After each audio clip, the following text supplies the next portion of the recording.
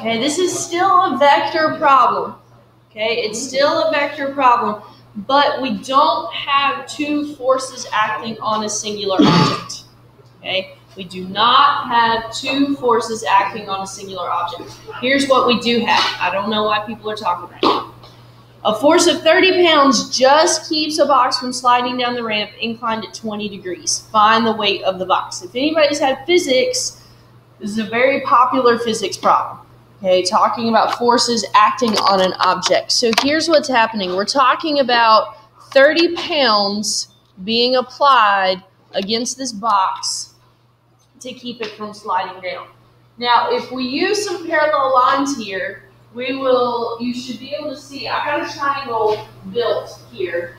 The pieces of the triangle are, this completely vertical line is the weight, okay? Weight is a force, okay? Weight is the act of gravity on your mass. So this is weight. It's always perpendicular to the horizontal.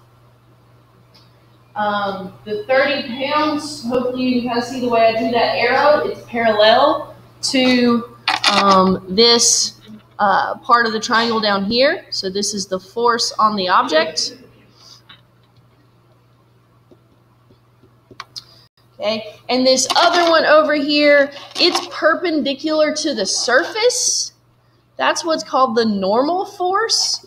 We don't deal with that, but I wanted to mention it.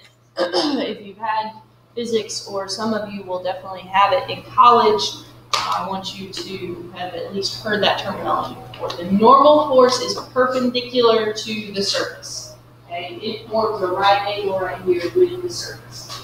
What we want to focus on is the weight and the force that's on the object. Because we know the force that's on the object, the weight is what they're asking us for. And it's kind of complicated how we get from the 20 degrees being here on the incline and how it fits in the triangle here. Just taking my word for it that that's where it goes. Now, here's the other thing. You're not actually going to have to build this model. Okay? You don't have to build this model. Here's what you do need to know.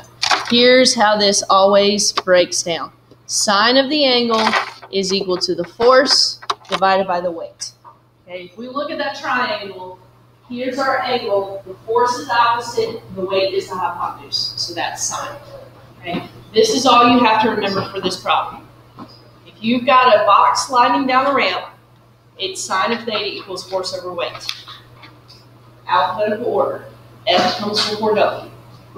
Okay, alphabetical order, F comes before W. So sine of the angle equals force divided by weight. So let's plug in what we know. The angle is 20 degrees.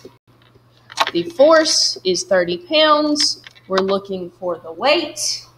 How do we solve that? Those just end up switching places. The weight is equal to 30 divided by the sine of the angle. They don't just switch places, okay? We multiply by W and then we turn around and divide by the sine, okay? I'm just shortcutting it because that happens every time. When the variable's in the bottom, okay? When the variable's in the bottom. When it's in the top, you just multiply by the number that was in the bottom. So the weight of this box is approximately 87.7 pounds. Okay, so not as complicated, not as much of a process as the other vectors problems we've been dealing with when we have two forces and we got to break them down into their components. We don't have to do that here. It's just, this is always the scenario. Sine of theta equals force divided by weight. Every single time. It's just a matter of, am I switching these two numbers right here? Or do I know the weight? If we know the weight, then we'll just multiply the weight by the trig function. Right? If you know the weight, you just multiply by the trig function.